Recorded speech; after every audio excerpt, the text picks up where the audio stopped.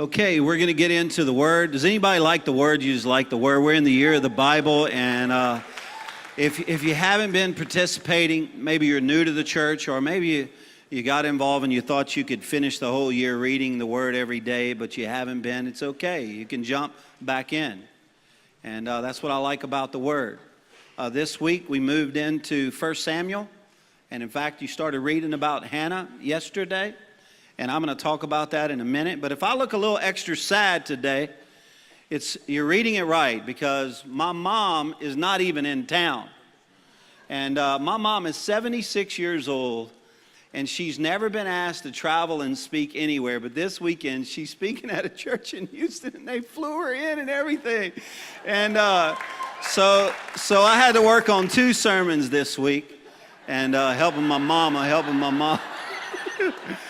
And my wife is out of town with some ladies. They're getting in just a little bit, and so that's what's going on with me. So if anybody wants to invite me over to eat today, I don't want to get into that. But I appreciate the moms. I appreciate the way you guys. I don't know. Life would be a mess without the moms. I was reading about these teachers, and it was a 2nd grade teacher. And she was teaching her class on a magnet. And these 2nd graders were listening in, and she thought they got the idea. So the next day, she gave them a test, and she said, hey, what picks things up that you know about that starts with an M and has 6 letters? And over 50% of the class put mother. And when I was talking to a lady this week, she said, nothing in my life has made me more tired and also more happy than having a child. So I understand the contrast, but here is the problem when it comes to Mother's Day. It's brutal. It's a brutal day for some. I'll give you a picture of that. Michelle, she's always loved Mother's Day, but a few years ago her mom died. And now she still has a good attitude, but even early this week, I said, Michelle, are you okay? She was just walking through the house. I said, are you okay? She goes, it's Mother's Day coming up. And I said, I know, baby, I got you. And she goes, no, my mom's not here. Mother's Day can be brutal. Maybe you don't have a mom who's not here, but your mom may be sick. Maybe you're here right now and just the pain of something happening in your family, and it might be that you're facing the empty nest. Not to throw in my name too much, but that is what we're going through for the first time for Mother's Day as well. Maybe you have wayward children. Listen, kids, if your mom gets a little preachy and she crosses that line, like if you're just thinking if she could just chill out with the Bible thing, let me just say, they can't help it. This is how they keep score. You could be doing anything, but it's how that walk with Christ is going. So give them a break. It's hard. It's hard not to preach when you care about something. Also, you might have single moms here. They're everywhere here. In every church that'll have church today, they're everywhere. Single moms spinning the plates. I don't know how you do all that you do. Would you give a hand to the single moms? They're here. They're scattered out. They're here.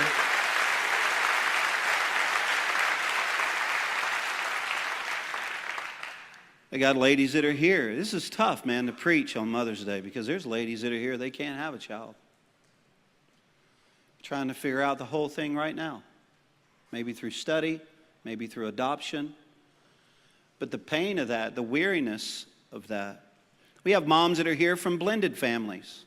In other words, she's not just a mom now. Now she's a stepmom too. And there's a stepdad in the house. And putting that chemistry together, and it's just not working out well yet. Then you might have moms that are here, they just so many little kids running around. No one more than Tanner Cangelosi at the Hot Springs campus. When they had 3 little ones under 4, they found out she was pregnant. They went to find out it was a boy or girl, and it was 3 kids inside of her. They had 6 kids, like 4 or 5 and under. What? And then pastoring a church at the same time. It's hard to pastor you people, especially with 6 little kids running around the house. So if you are weary and broken, Look at this verse, Matthew 11:28. Come to me, all. That means everybody. Raise your hand if you're one of everybody. Who are weary and burdened. And I, God speaking, I will give you rest.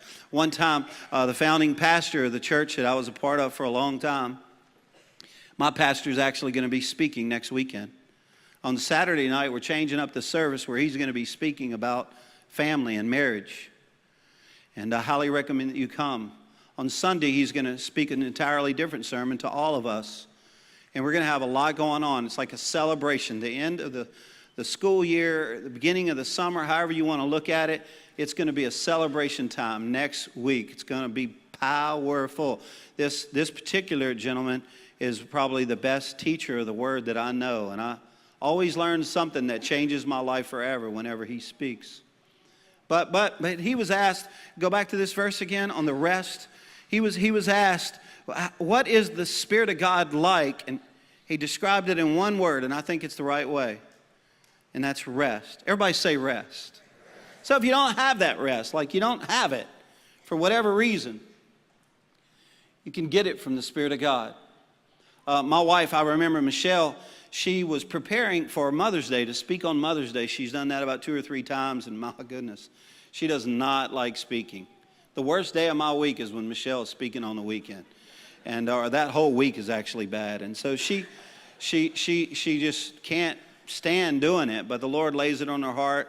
So one time she asked, she goes, Rick, what do I speak for Mother's Day? God's telling me, but I don't know what to say. And she was crying. And I went to her and I said, well, you ought to speak on emotions because a lot of women deal with that. She punched me. That woman seems sweet, but she will cut you. That's my wife. And then, interesting enough, God has a sense of humor. I didn't know until the Woman Conference, which is a conference for our women, it's called Woman. And they asked me to speak at it a few years ago.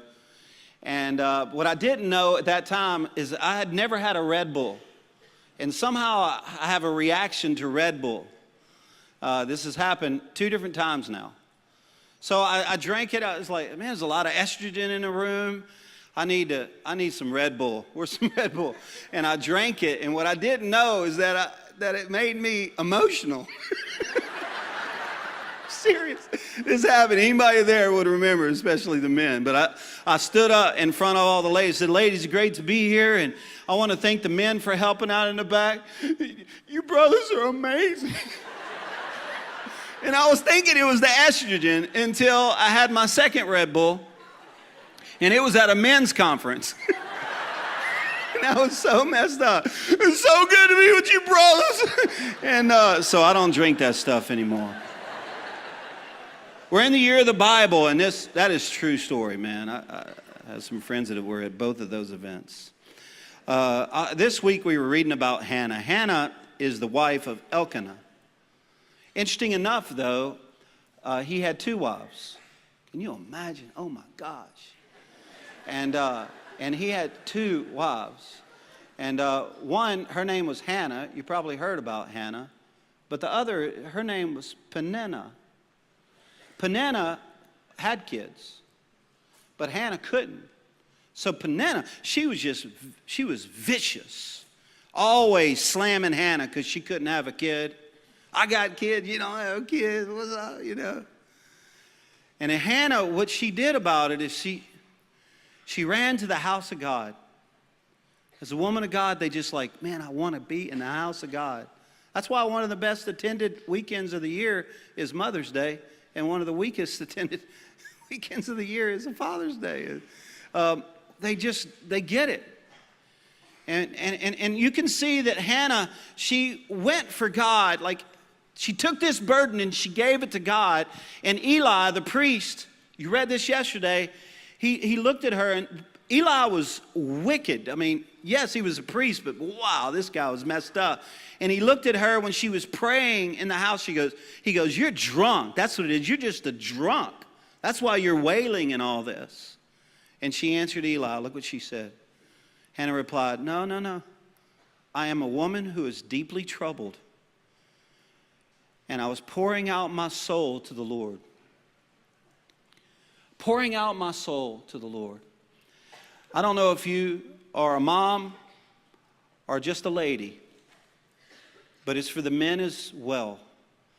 There is no position of strength more in your entire life than you're before the Lord, like on your face before God. You'll never fall from that position. But there's nothing stronger in your life than when you pour out your heart. So what I want to do is I want to speak on values, but here's the problem with speaking on this. I'm going to be mentioning values that I've seen in Michelle and my mom and things that I've learned, but you may not have this value. And what I'm not doing is throwing you under the bus. But I am speaking with conviction because we all need to grow. So if I'm hitting up against something you don't do well in this, kids, please give grace to your mom. Because even in Proverbs, if you ever read through Proverbs 31, it gives a list of all that what the godly women do. And if any woman in this place reads that list, they're going to feel bad. Because it tells so many random things and that are strong. Like you got to get up before daylight. You got to plow the field. You got to work the land. You got to sell. You got to make your own clothes. For everybody in the city, you make clothes for everybody. And it's like, what? You get through the list. But what you don't know is it's not describing one woman. It's describing the values of a bunch of godly women. And so there's certain things that you can do, and there are a lot of things we need to work on, but I want you to see some of these values that I think are important. Number one, and we're going to take most of this from Hannah, the value of being in God's Word and prayer daily. And you could also throw in faithful to the church, like this, the things of God are important to you. And my mom is going to listen to this sermon later on, and I just want to apologize to you, Mom, for all the difficulty in your life. The rebellion, the Hades in the house, all the bad decision, the foolishness, all of that stuff that Randy did through the years. And hey, somebody didn't like that. Must be from, are you from Sarasota? Oh, but I'm just kidding, Mom. It was me. It was me. Strong. Listen. I have never I can't believe y'all are here. What's up? I meant that about Randy, by the way. That dude, he smoked a lot of pot back in the day. Okay, let's just move on. The Bible says, oh my gosh. Listen, I've never had to pray for my mom or Michelle. With Michelle, every morning I walk through the house and I see there's a little coffee table. Michelle has her coffee because you can't really pray much without that first, right? And it's decaf. I don't get it. Why drink it, you know? And but she has her Bible out and her little devotion, and she's in the presence of God. Just means a lot. I don't ever remember a time. Red Bull. I think it keeps coming back. Yeah, I don't ever remember a time praying for Michelle to fall in love with God again. She's had to pray that for me. I have fallen out of love with God. I remember when the Lord was stirring my heart to move to Arkansas, I was afraid of it, and I wanted to get out of ministry. I just wanted to run. A lot of times where God has called you, you want to go somewhere else. And it's just not a good idea. Michelle got on the phone and called all of her friends saying, Rick is about to make the worst decision of his life. He's just seeking the Lord for me. I love the way that this Hannah lady just went to the things of God, pouring out her soul to the Lord. Hannah, she had like a secret weapon, and she deployed this weapon often. She prayed with tears and intensity, with purpose, believing even in a very difficult time. Psalms 37 verse 4 says, delight yourself in the Lord, and He will give you the desires of your heart. Just the way that we pour out our lives. Let's give it up for all the ladies who have sought the Lord during their time. Come on, let's just praise God for that. All right, moving on. Let's have fun. Now I want to get into this one. Joy. That's a value. Joy. Joy. My mom is so crazy fun.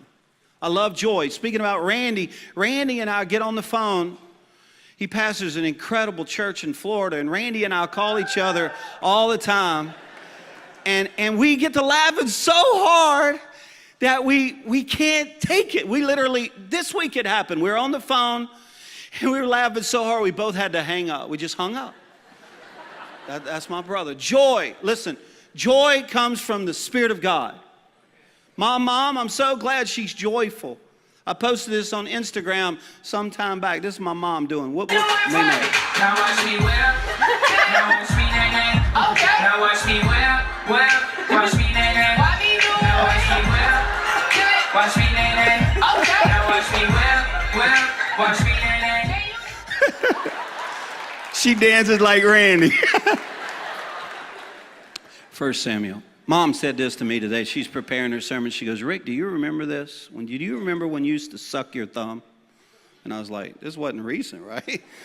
And she goes, when you were about 4 and I couldn't get you to stop. And I said, what happened? She goes, I put cayenne pepper on it to try to get you to stop, but you thought it was a meal then. You just really liked it she said, so then I just started making up stuff. She goes, I just started making up lies. If you keep sucking your thumb, you're going to get fat. And I was like, what are you? So I was really worried about getting fat. The next day I was at the store with Mom, and this pregnant lady, huge pregnant lady, was walking. And I went over to her and said, I know what you've been doing. Oh, gosh. Oh, Lord. 1 Samuel chapter 2, verse 1. This is Hannah. Okay, remember Hannah? You remember the issue? She's got this one. She can't have a child. Nothing's happening right in her life. The other wife is real mean, like a Jezebel. And she says this, my heart finds joy. Everybody say joy. In the Lord. It's the joy of the Lord. It's not your joy. You might say, well, I just admire the person. They have so much joy. They have, like they're funny or sanguine or whatever it might be. No, that is just happiness. Happiness comes from the root word happenstance, where you happen to be standing, like everything's going great, so happiness. Joy doesn't come from what's happening around you. Joy comes from what's happening inside of you. It's the joy of the Lord. And the Bible says the joy of the Lord is your strength. The enemy will do everything he can do to try to take your joy from you. My head is lifted to the Lord. Like God encourages me. Proverbs 31, talking about women, says she is clothed with strength and dignity, and she laughs without fear of the future. In one translation says, and she smiles at the future. Like she looks at the future and is like, yes. That's a value you can get from God. I've never met a man yet that said, I just want to marry a depressed chick who hates everybody. It's just an incredible value. I love people that laugh a lot. I grew up in a church where there was no laughter. No one ever laughed unless somebody sang bad or something like that.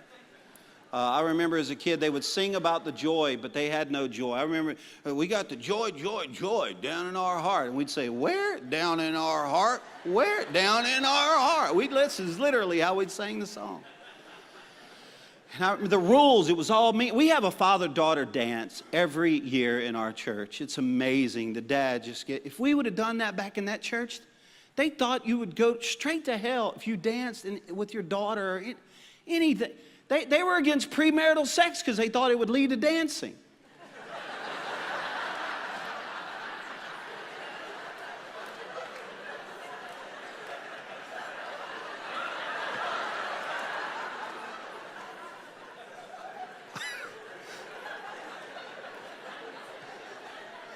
Okay, God bless y'all. Thank y'all for coming out. Martha and Mary, I want to talk to you about Martha and Mary. Martha and Mary both had Jesus over. They invited Jesus over to the house. Jesus is in the house. Just because you've invited Christ into your home doesn't mean he's given you the joy that you can have. Because Jesus was in the house, and Martha and Mary, two sisters. One was so worried. She was distracted, trying to get everything right.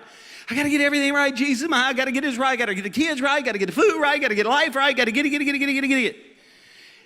Mary wasn't helping at all. Mary was just sitting at the feet of Jesus. Martha had enough of it because she was so uptight, no joy. She went in, she said, Jesus, don't you care? I have so many things to do, and my sister's not helping me out. And Jesus took it as a point of a lesson.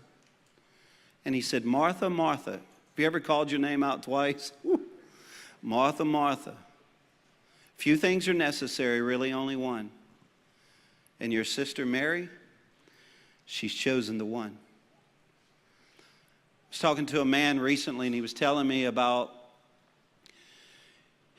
his home, and he was describing how he would be at work, he's busy, but his wife, she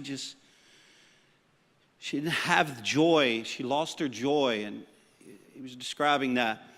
But he was telling me how when he would go home, he would literally have to drive around the block 3 times just praying in the Spirit just to get the confidence to walk into the house. I believe that a home should be a refuge for us. Joy makes it that way. The value of a protector. I just want to brag about you ladies for a sec. I don't know how you do this, but every lady, you girls, are so intuitive. You just know. Moms just know. Women just know. They just know. They know what one another are thinking. You are the closest thing to omniscience and omnipresent we'll have on earth. Like ladies, that's why they can have 5 conversations at one time and keep up with it all. Men are like, what is going on? Because they know what one another is thinking. They can read minds. I can be at a party and Michelle's across the room, and I would be like, man, this is boring. People aren't having fun, maybe invited to something for a kid or whatever. And I all of a sudden I think, I need to entertain everybody. And I'll look across the room and Michelle looks at me and she goes, and I'm thinking, I wasn't going to do anything. Yes, you were. I don't know how she does that. Moms just know. They know what other ladies are thinking. Men don't know what their friends are thinking, and we don't care. That's why, ladies, you can go to the husband. When you first get married, you'll go to your husband. You go, hey, what you thinking about? And then they notoriously will say, nothing. But we're not making that up. We really have the ability to think about nothing. That's why we do some of the things that we do that are so dumb, because we're thinking about nothing. And then you'll come up to us after, what were you thinking? Nothing. This is the way it is in our house. My mom always knew what I was thinking. One time I decided, my mom wasn't a hover mom. In other words, she gave me, like, back in the day when I was growing up, is you go outside, get a stick, see it dark. How many remember the stick days? A stick is better than Netflix, let me tell you. We go out and play, man, just give me a stick. If I could find 2 sticks, we really have a good time. But one day I had this idea to throw rocks at every car that went by. And rocks are fun too. But it was awesome. We were running away from people. Then this black truck came by, brand new. And I threw a bigger rock and it hit it. And out came this guy that should be playing in the NFL. And he was fast as lightning, and he was catching me. I took 3 steps, and he was there. He grabbed me, and he looked at me with such, like, I am going to kill you, young man. And I remember thinking, just don't tell my mom. You can kill me, but don't tell my mom. So he goes, where do you live? And I choked under pressure, and I pointed at a house I'd never even been to. I live right there, sir. I didn't want my mom to know. So he went over, literally went to the house. I didn't know he was going to do that, and knocked on the door. I'm going, Lord, don't let him be home. And this lady came to the door, and she said, what's going on? He goes, your son's throwing rocks. You need to beat him for that. She goes, oh, thank you. I'm behind him going, shh. She goes, oh, thank you. I'll take care of it. I was like, I love this lady. He left, and she goes, where do you live, young man? I'm going to tell your parents. She was the Antichrist. This lady, Rizpah, in the Bible. This is gory, and I didn't tell it last night here. Rizpah is like a type and a shadow of Mary, but way back in the Old Testament. You may have never heard about her because it just says it and moves on. But she had 2 kids and they were crucified. Some translation says that they were hung, but they were crucified. This is what I think it's the NIV says it. And but they hated them so much they just left them there up on the cross or in the tree when they hung them. And the mom went over after they were dead. She watched the whole thing, just like Mary. She watched the whole thing right there at the foot of all that. And then she got some sackcloth and she laid it down and she slept there every night. Stayed there all day from April to October, shooing away all birds and wild game. I know it's bad imagery, but it's the imagery of a mom. They just have to protect.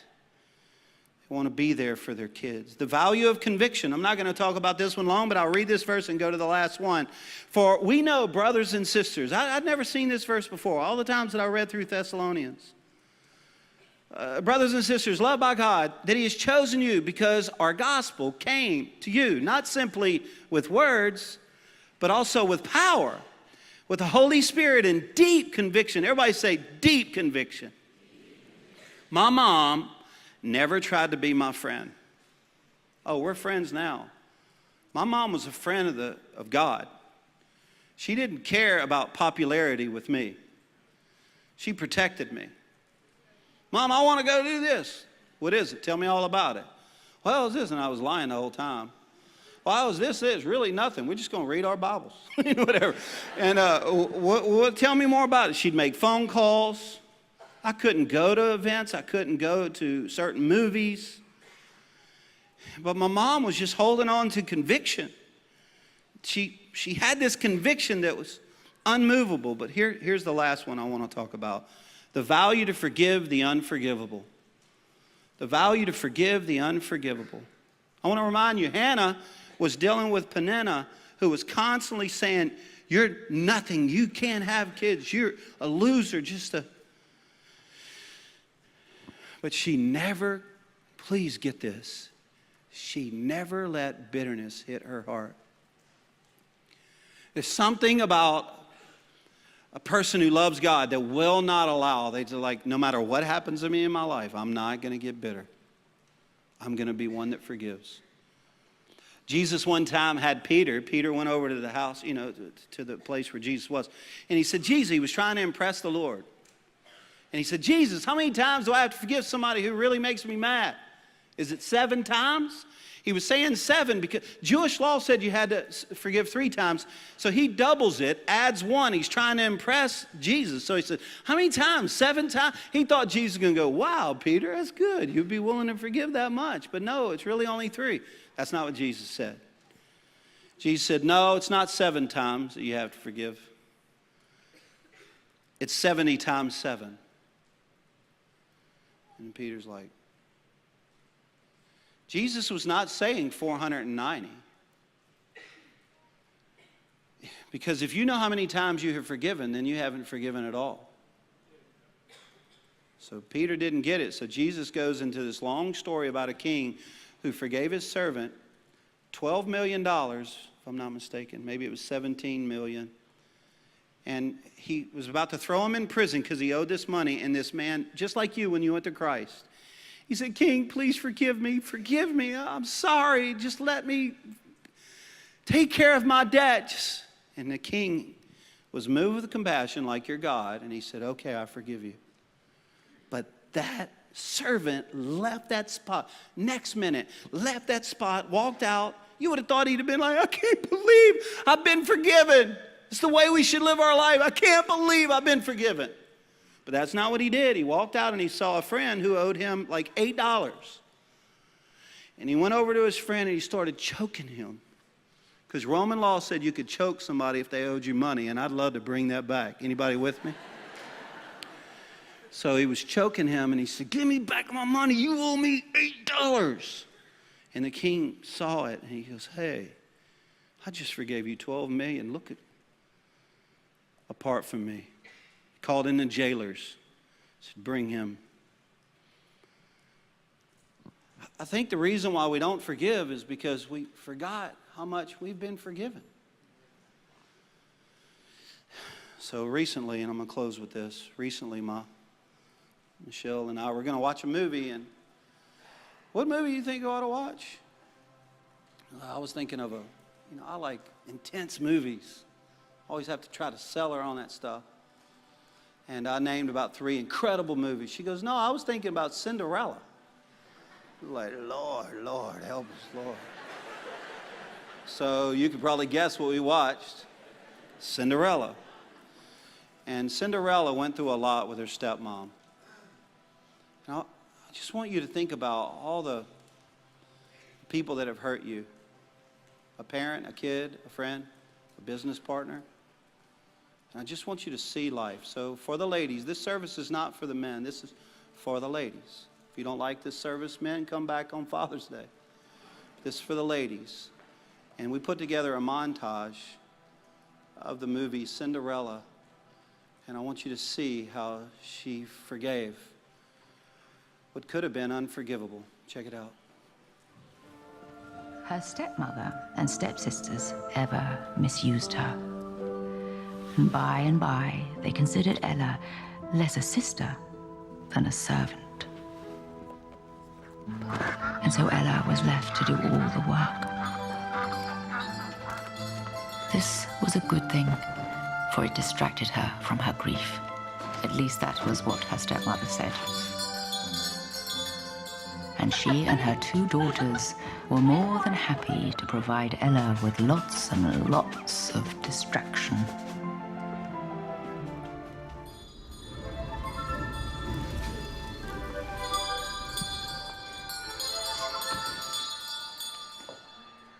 I thought breakfast was ready.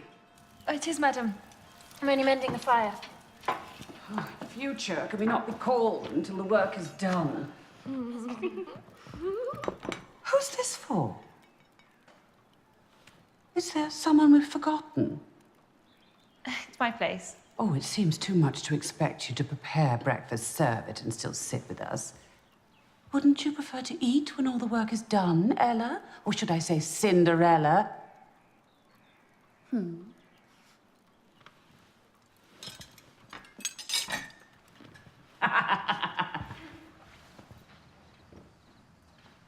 Cinderella? It cost you nothing. It was my mother's old dress, you see, and I took it up myself. Ooh la! Cinderella at the ball. No one wants a servant for a bride. After all I've done. I don't want to ruin anything. I don't even want to meet the prince. No, and you won't. Because there's no question if you're going. Sorry to have to tell you, but your mother's taste was questionable. This thing is so old-fashioned, it's practically falling to pieces. The shoulder's frayed. It's falling to bits. It's a ridiculous old-fashioned joke. How could you? How could I otherwise? I will not have anyone associate my daughters with you. It would ruin their prospects to be seen arriving with a ragged servant girl. Because that is what you are. And that is what you will always be. There. You see? I told you, it's no one of any importance. We'll see about that. Miss, you are requested and required to present yourself to your king. I forbid you to do this. And I forbid you to forbid her. Come now, miss.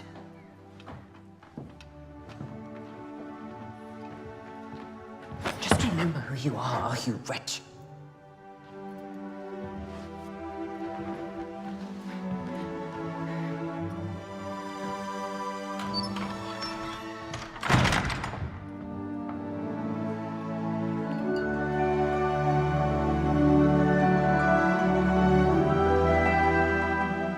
Shall we?